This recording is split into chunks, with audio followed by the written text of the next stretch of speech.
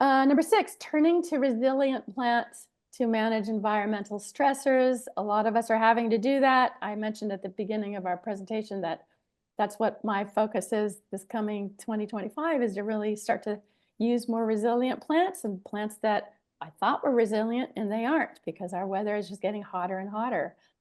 So one of the common ones that we've really all had to embrace is the boxwood substitutions, because of the boxwood blight. And so I put this photo in, did this garden a couple of years ago, and it's where we did not use boxwood, but we used euonymus, boxleaf euonymus, which has little tiny leaves. It's small, so it stays pretty compact. If you want it really clipped tightly, you might clip it once a year. So that's a perfect example of a resilient plant. Instead of planting boxwood, that could easily get wiped out if boxwood blight settles in. Plant something that's resilient to that. A couple of the other plants that were mentioned in the article are the inkberry holly. This particular one is called strong box. And again, there's one called gem box, and 2.5 by 2.5. Little tiny leaves, evergreen. So it's a perfect substitution. You could easily clip it if you like that clipped look. This is one that was mentioned, and I haven't tried this, and I'm not even sure I'm pronouncing it right. Jukebox pyrocomeles, and it is a fairly new introduction. But it was interesting that this one, as I was reading about it, it earned the blue ribbon at the UC Davis test trials, and that's a college that's out near us, and it's super, super hot environment. And anything that they trial and that they give an award to makes, or it can make their all-star list of plants. Those are plants that can just take tons of abuse. It's super low water and they look good. So this won a ribbon there. So I'm going to have to try and find this one. It's by Proven Winners, and test that in the garden. So I think I had put a link to that. The UC Davis All-Star list is a really good reference for really tough plants. Out in warmer climates, a dwarf myrtle. I love it, our dwarf myrtles here. That's another substitute for a low-growing hedge, very low water, really beautiful and tough. Ginkgo trees, if you're talking about something taller like a tree, ginkgo trees, they've been around since the dinosaurs. They're a very resilient by nature tree. Super tough, drought, heat, cold, really bad soils. That's a great tree.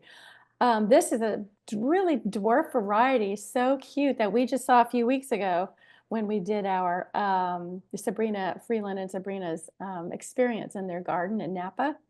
And you can see here it's turning its beautiful colors. So there's dwarf ones. You don't have to have a big tree.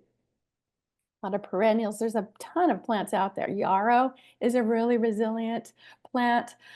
We put some links out there. Oh, I did want to mention this. I just got the latest issue of Fine Gardening magazine a couple days ago.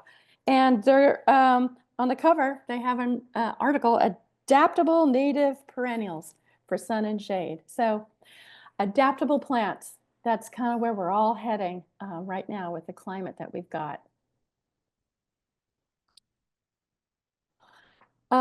We can move on unless you want to. Jim, it looks like you're muted accidentally there. Almost every area has had a change in zones, so this is particularly useful. Yeah. Yeah, and I'd love to know. I mean, I would personally love to know what resilient plants everybody out there has found, because sometimes it's not even, it's like the latest and greatest introduction. Sometimes old standby, like the yarrow I just showed, that's moon shadow yarrow. It's been around for a long time, very resilient ginkgo trees, right? But I would love to know if anybody has some either new plants or old plants that have surprised them by being super resilient. I'm kind of collecting a bunch of plants on that, so please share your thoughts. I have another thought about resilient plants and pollinator plants and natives. Like I've had mostly natives in my garden for a long time, but now with the climate changing, the seasons are shrinking when blooms are out, and so the time when pollinators can survive and birds can survive is also shrinking. So I'm expanding my palette to extend the season on either end for those insects and birds, and but try to keep it maybe in the same plant family, like salvias, penstemons, verbenas, things like that, that if it's in the same family, the insects tend to be able to recognize it. Not 100% of the time, but it's leaning in that favor, because we need something other than strictly native, at least in our area.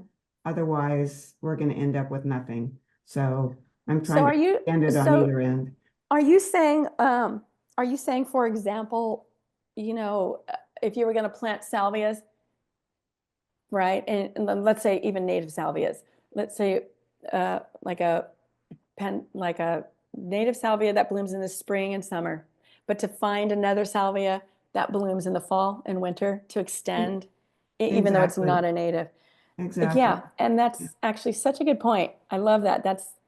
And I wrote an article on my blog, and it's not in the link, but I called it 4-season salvias because there are some, at least in our climate here, that bloom all the way through December, even Oh, they're January incredible. and February, incredible. which is shocking. And now those wouldn't bloom, you know, where it's super snowy and cold. But like the pineapple salvia, for example, pineapple sage, mine's in full bloom right now, and it's December. So that's a really good point to extend the season, even if you have to use a native-are, a term you hate, Denise. But that's a good point. I'm really glad you brought that up. Thank you.